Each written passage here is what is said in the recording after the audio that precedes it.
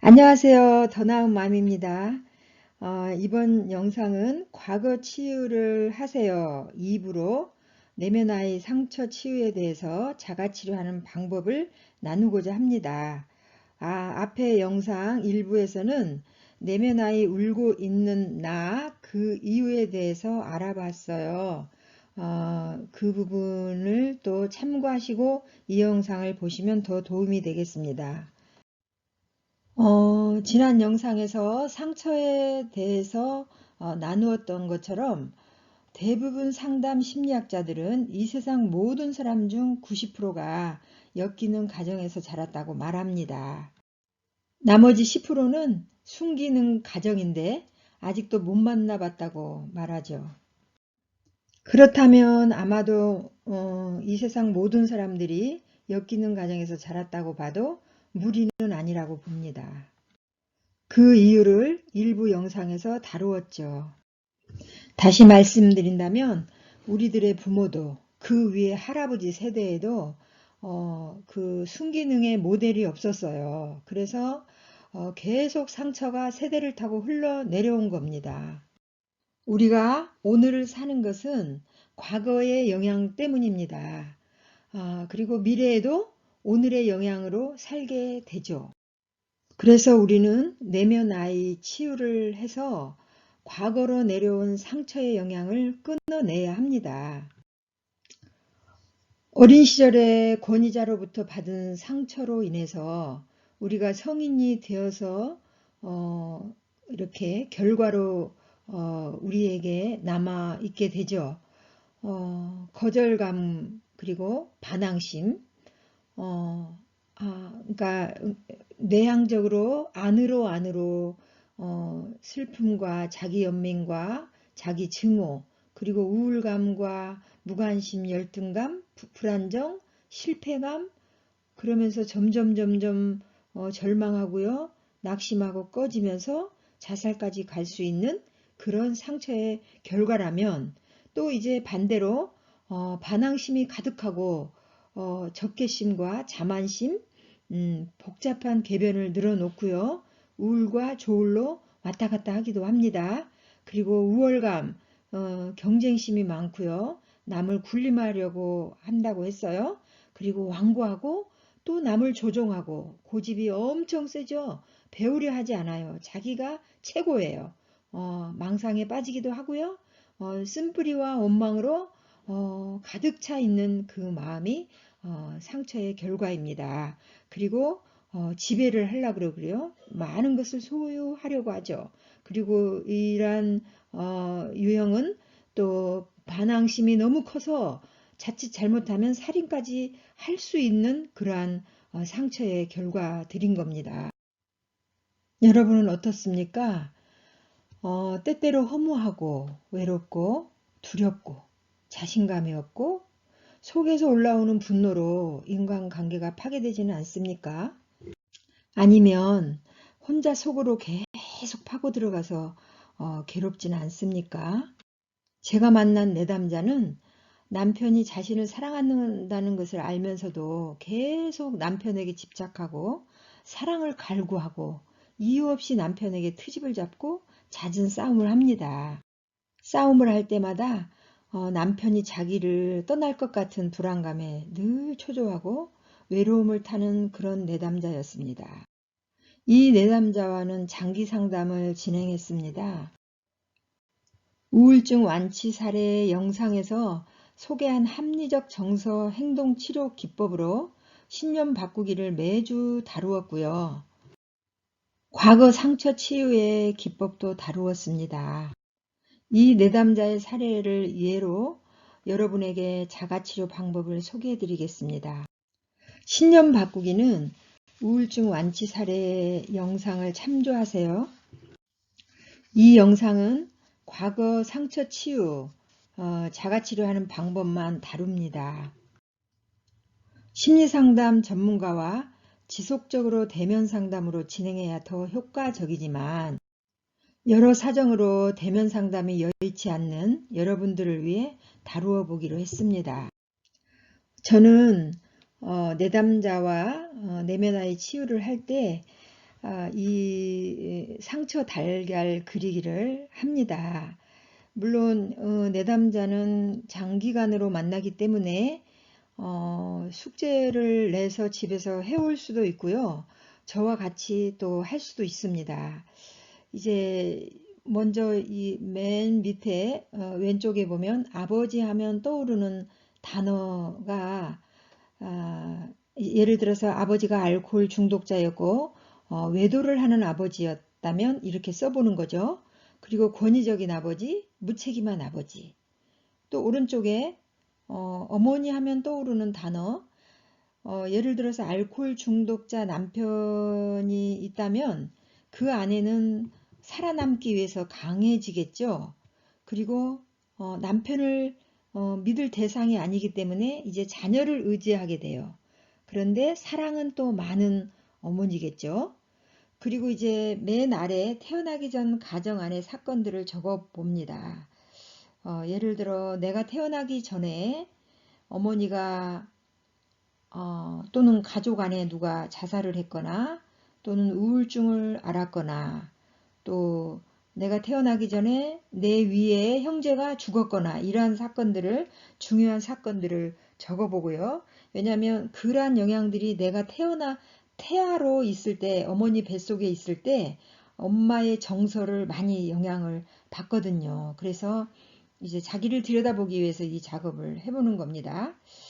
그리고 이제 이런 알코올 중독자가 있는 아버지, 그 가족에게는 가족 규칙이 있어요. 말하지 마. 왜냐면 아버지가 외도를 했기 때문에 창피하잖아요. 그러니까 엄마가 이제 강하게 아이들에게 주입을 시키는 거죠. 니네 어디 가서 아빠 그런 거 말하지 마. 아빠 술 취해서 실수한 거 말하지 마. 그러면 이제 알코올 중독자 아버지이기 때문에 엄마는 강하고 둘이 많이 부부싸움을 하겠죠. 그러면 부부싸움을 하는 가운데서 아이가 느끼는 감정을 슬프거나 화가 나거나 많은 감정들이 있겠잖아요. 그런 것을 느끼지 마. 이런 규칙이 있다는 거죠. 슬퍼하지 마.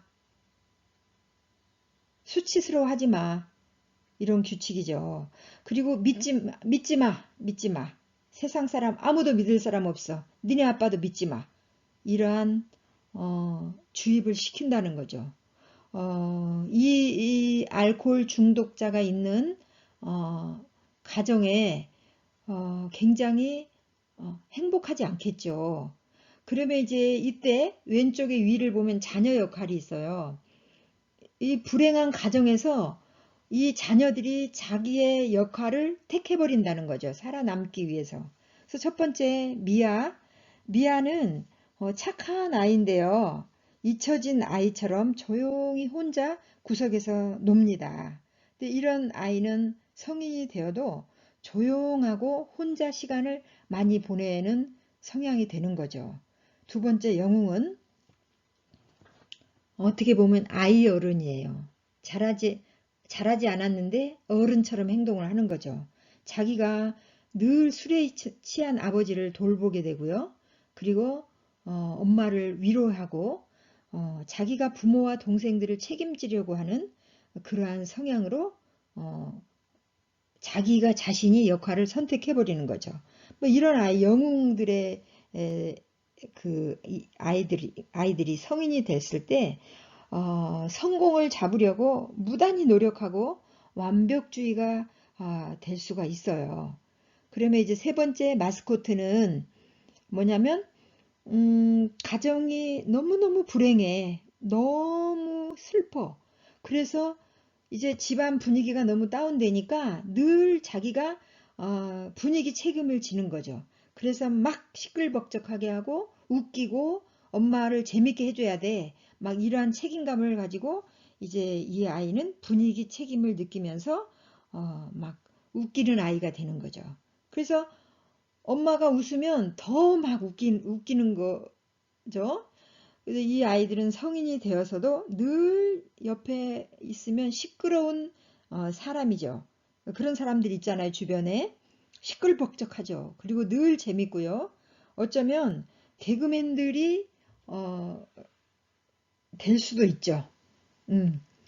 그리고 이제 네 번째 희생양인데 이 아이들도 집안의 그 어려움, 그 막 다운되는 그런 것들이 너무 싫고 엄마 아빠가 싸우는 게 너무 싫어. 아빠가 늘 술에 취해 있는 게 너무 싫고 그러한 것들을 반항하는 거죠, 이 아이는.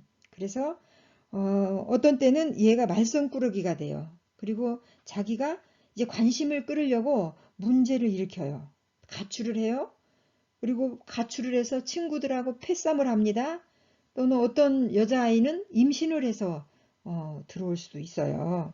그래서 이렇게 미아, 영웅, 마스코트, 희생양 이 네 가지로 역할을 자기가 살아남기 위해서 선택을 해버린다는 거죠. 여러분은 이 네 가지 중에 어떤 역할을 선택했습니까? 이러한 것들을 들여다 봐야 돼요. 그리고 이제 여기 가운데 달걀 안에는 내가 태어나기 전의 사건, 태어났고 자라면서 뭐 유치부, 초등부, 뭐, 뭐 청년, 뭐 성인이 될 때까지 이제 여기다가 그림을 그리든지 또는 글씨로 써보는 거죠. 그리고 그때 그 아이가 느꼈던 예를 들어 6살에 상처를 받았다면 그 6살이 느꼈던 감정을 또 옆에 써보는 거죠. 그래서 이제 하나하나 그려보는 거죠. 그러면 이 작업을 하면 조용한 장소에서 음악을 틀어놓고 할 수도 있고요. 아무도 방해받지 않는 공간 안에서 해보면 좋습니다.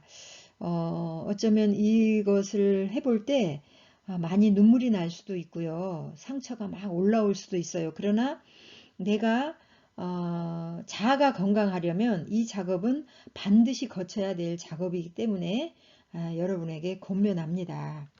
자, 이렇게 그려보는데요.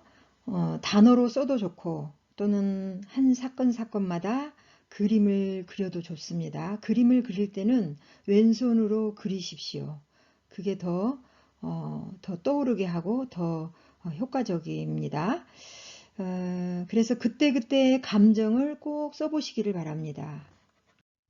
또 이렇게 다른 사례들입니다. 이렇게 자기만 알아보도록 이렇게 써보는 거죠. 자, 다시 돌아와서 그 제가 상담했던 그 내담자와 이제 그 내면 아이 치유하는 작업을 했어요. 그런데 이제 현재 삶이 너무 힘든 그 남편과의 관계에서 남편하고 싸울 때 남편이 자기를 떠날 것 같은 두려움, 그리고 남편이 분명히 자기를 사랑하지만 늘 외로워하는 내담자, 이 내담자와 같이 과거 기억 속으로 들어갔더니 내담자의 5살 때 기억이 났어요. 아버지는 일찍 돌아가시고 엄마가 시장에서 장사를 하는데 엄마가 늘 장사를 가면서 아이의 안전을 위해 방문을 잠그고 갑니다. 아이를 방에 두고 이 어린아이는 혼자 방에서 놀고 있는 장면을 보게 된 거죠. 자, 여러분도 이 내담자의 내면 아이 치유 때처럼 지금 저와 같이 작업을 한번 해보시겠습니다. 현재 일어난 삶의 어려운 감정을 가지고, 그러니까 현실에서 지금 현재 너무너무 어려운 것들, 뭐 인간관계가 깨졌거나 또는 너무 분노를 자주 해서 나도 괴롭고 주변 사람을 힘들게 한 그러한 일이거나 또는 너무 외롭거나 고통스러운 그 어려운 감정을 가지고 과거 기억 속으로 가죠.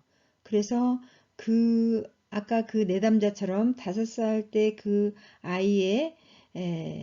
아이가 그 일어난 그 상황을 만나는 것처럼 그 상황 속에서 이제 어린아이 감정으로 토설을 하는 겁니다. 이 작업을 할 때는 조용한 장소, 방해받지 않는 공간이 있으면 좋겠죠. 그래서 조용히 눈을 감고 온몸에 힘을 빼고 심호흡을 합니다. 숨을 크게 들이마시고 천천히 내뱉습니다. 이렇게 3번 반복을 하고요. 여러분 현재의 어려움이 무엇인가요? 그 일로 어떤 감정이 일어납니까? 수치심입니까? 슬픔입니까? 분노입니까? 아니면 죄책감? 두려움? 외로움인가요? 그 감정을 가지고 과거 기억 속으로 가봅시다. 어린 시절 가장 힘들었던 상황을 상상으로 떠올려 보세요. 그 상황이 몇 살입니까? 나를 힘들게 한 그 사람이 누구입니까? 엄마인가요? 아빠인가요? 그 아이의 감정으로 말해보세요. 5살 아이의 감정으로 상처를 준 그 사람에게 핵심 감정을 토설하세요. 핵심 감정은 수치심, 슬픔, 분노, 죄책감, 두려움, 외로움입니다. 저는 내담자에게 그 내면화의 치유 작업을 할 때 조금 전에 했던 식으로 인도를 합니다. 그러면 내담자는 스스로 그 상황을 만났잖아요. 어린 시절에 엄마가 자기를 가두고 문을 잠그고 장사를 갔던 엄마에게 이제 이렇게 토설을 하더라고요. 5살 아이 목소리로 엄마는 왜 나 혼자 두고 방문을 잠그고 간 거야? 엄마는 정말 못됐어. 그딴 게 무슨 엄마야? 나 그때 얼마나 무섭고 두려웠는지 알아?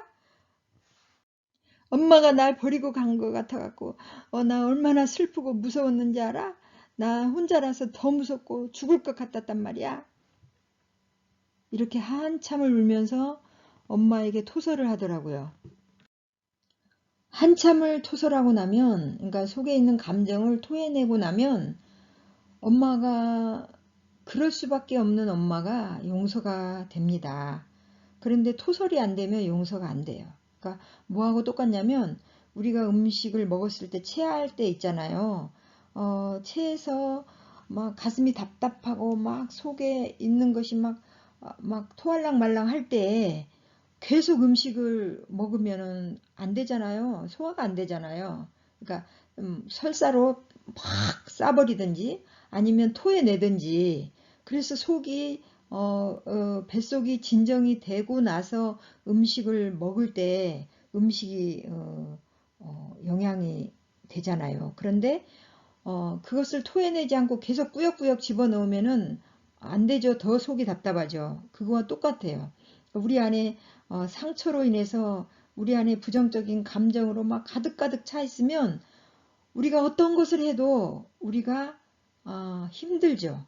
그래서 그게 안 되면 내면 아이가 내 속에서 쪼그리고 앉아서 울고 있다는 거죠.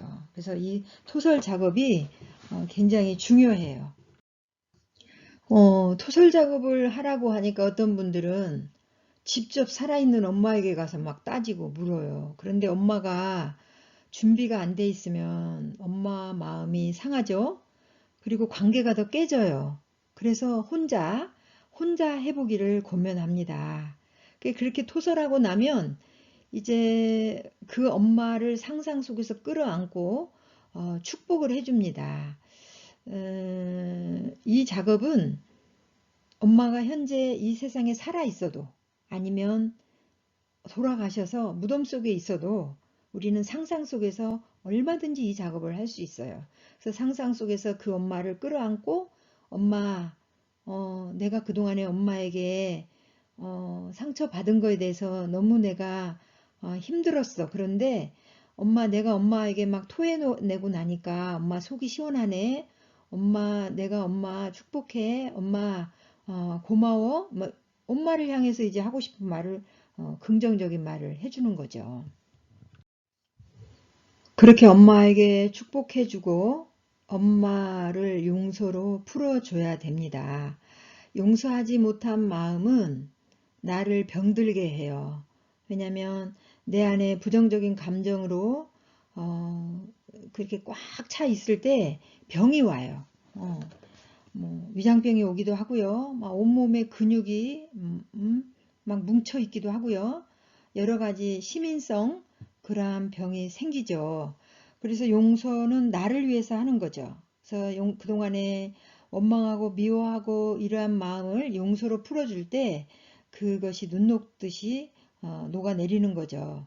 그래서 나를 위해서 용서를 하는데 내가 용서하지 못하면 하늘 아버지도 나를 용서하지 못한다는 거죠. 그래서 내가 용서하지 못하고 꽉 메어 놓고 있으면 하늘에서도 내가 용서가 안 된다는 거죠. 그 말이에요. 그래서 용서가 만약에 안 돼.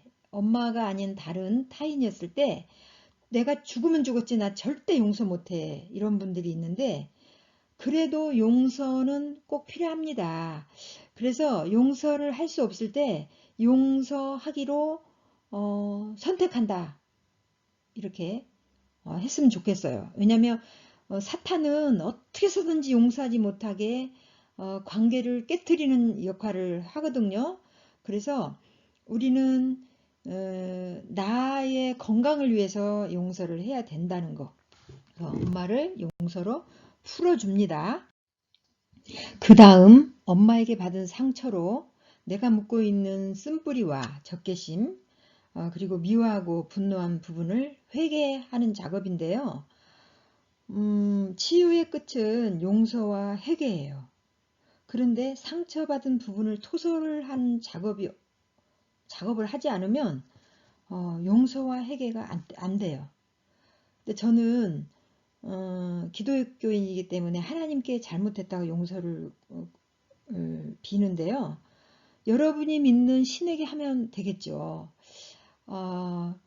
그러니까 내가 상처받고 내 안에 그 부정적인 감정으로 인해서 내 안에 내면 아이가 울고 있게 만든 부분 그리고 상처를 준 사람에게 미워하고 분노하고 말도 섞기 싫고 이러한 부분, 이 부분들이 아까 용서하는 작업을 했다면 이제 회개하는 작업을 해야 된다는 거죠. 그러니까 내가 반응한 거, 상처받은 걸로 인해서 내가 반응한 부분을 이제 잘못을 비는 거죠. 이러한 작업은 꼭 필요합니다. 이제 회개와 용서의 작업이 끝났다면 이제 내면 아이의 마음을 알아주는 작업인데요. 그 아이의 감정을 알아주는 거예요. 그러니까 상처받을 때 예를 들어 5살 때 엄마에게 상처받은 그 5살 아이의 감정, 그 감정을 성인 된 내가 그 5살 아이 자라지 못한 내 내면 안에서 울고 있는 그 아이의 자아를 만져주는 거죠. 자, 성인 된 내가 이제 자기 자신을 꼭 안아주면서 내 속에 있는 그 쭈그리고 울고 있는 나, 그 아이에게 이제 정서를 만져주는 거죠. 영미야, 엄마가 너 혼자 두고 방문을 잠그고 장사 가버려서 많이 무서웠지? 무서웠지? 이거 감정이잖아요? 내 안에 너무 힘들고 슬퍼서 쭈그리고 울고 있는 아이의 감정을 알아주는 거예요. 그래서 네가 혼자 있어서 죽을 것처럼 두려웠지, 힘들었지, 외로웠지, 괜찮아, 괜찮아. 이렇게 작업을 해주면 내 안에 자라지 못한 내면 아이가 쭈그리고 있는 그 아이가 정서적 안정감을 가지고 쑥 자라는 거죠. 그리고 성숙한 자아로 이제 성인된 나의 자아와 통합을 이루는 거예요. 이러한 방법으로 아까 외상 달걀 그려놓은 그 상처 기억이 떠오르는 사건마다 혼자 잠잠히 앉아서 음악을 틀어놓고 눈을 감고 이렇게 내면 치유 작업을 하다 보면 어느 순간 자신도 모르게 건강한 자아로 성장하게 되죠. 자, 아까 거기까지 내면 아이 자 만져주는 데까지 해도 좋아요. 이 부분은 이제 기독교인들에게 권면합니다. 또 믿지 않는다 해도 한번 해보면 굉장히 놀라운 역사가 일어나죠.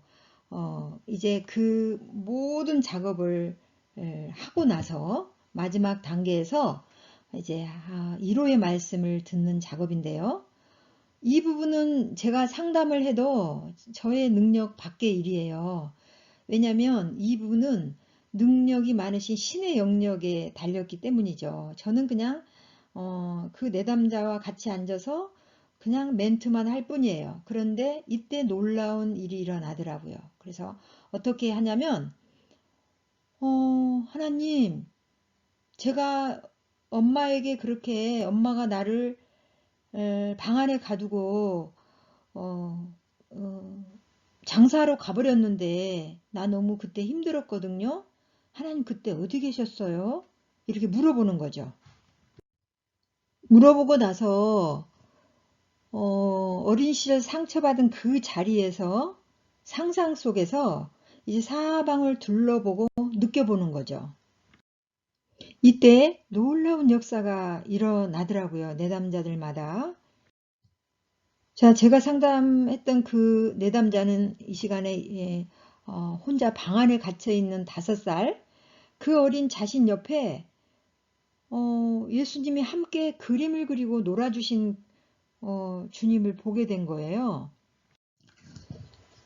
상상 속에서 그 장면을 보고 이 내담자는 내가 혼자가 아니었구나. 나는 외로운 사람이 아니었구나. 난 남편이 떠날 것 같아서 늘 외로웠는데 주님이 나와 함께 하고 있었구나.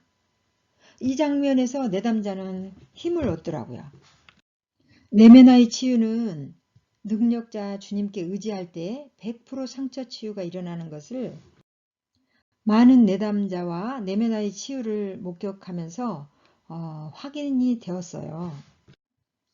사람들은 그리스도인들의 잘못된 행동 때문에 개독교라고 비난하죠. 참 슬픈 일이에요. 그런데 사람들은 악하지만 능력이 되시고 사랑의 하나님은 언제나 우리를 향해서 신실하세요. 저와 여러분의 모든 것을 알고 계시고 모든 생각을 알고 계시고 모든 행동도 알고 계시고 슬퍼하고 내면에서 울고 있는 그 아이도 알고 계시고 또 모든 것을 하실 수 있으시고 어디든 계십니다. 능력이 많으신 그분은 우리들의 상처가 치유되어 행복하게 살기를 원하시고 우리를 치유해 주시는 능력이 있으십니다. 다음 영상은 NLP 상담 기법에서 내면의 치유 3부를 올려드리겠습니다. 오늘 영상 마음에 드셨습니까? 구독과 좋아요는 더 나은 마음에 큰 힘이 됩니다. 끝까지 경청해 주셔서 감사합니다.